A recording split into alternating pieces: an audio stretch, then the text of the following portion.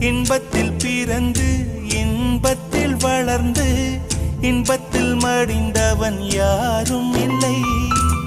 துன்பத்தில் பிறந்து துன்பத்தில் வளர்ந்து துன்பத்தில் முடிந்தவன் யாரும் இல்லை.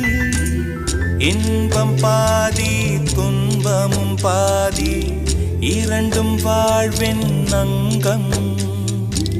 நெருப்பில் வெந்து நீரினில் குளித்தால் நகையாய் மாறும் தங்கம்.